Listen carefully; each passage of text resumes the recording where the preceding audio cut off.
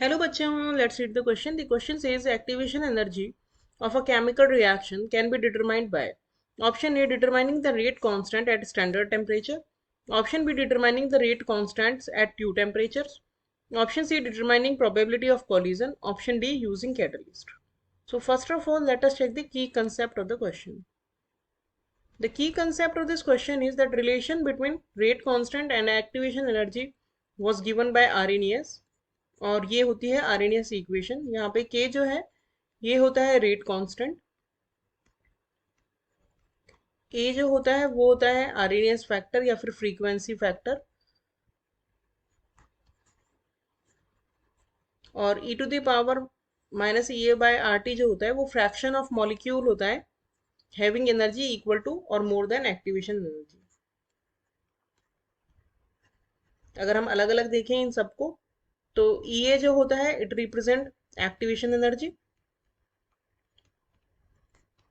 जो कि हमें क्वेश्चन में बोला है कि हाउ टू कैलकुलेट, और आर है गैस कांस्टेंट और टी है टेम्परेचर। अब अगर इस क्वेश्चन का हम कंप्लीट सॉल्यूशन देखें तो k is equal to A e to the power minus E A by R T. अगर हमें ई ए की वैल्यू निकालनी है तो आर हमें मिल जाएगा, टेम्परेचर मिल जाएगा, रेट कांस्टेंट हम किसी रिएक्शन का कैलकुलेट कर सकते हैं, लेकिन मेजर प्रॉब्लम होगी आरएनएस फैक्टर की। तो इसको अगर हमें रूल आउट करना है तो हम क्या करते हैं, डिफरेंट दो टेम्परेचर्स पे वैल्यू लेते हैं के वन की, सॉरी हाँ रेट कांस्टेंट की।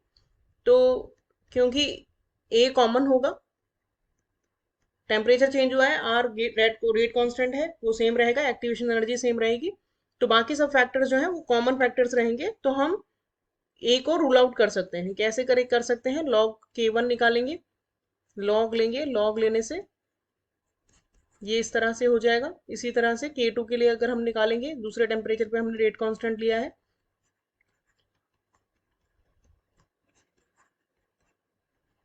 अब इसको अगर हम इक्वेशंस को माइनस कर दें तो हमारे पास क्या आएगा, log k two minus log k one is equals to log A minus E A by R T two minus log A, और माइनस माइनस प्लस हो जाएगा, plus E A by R T one.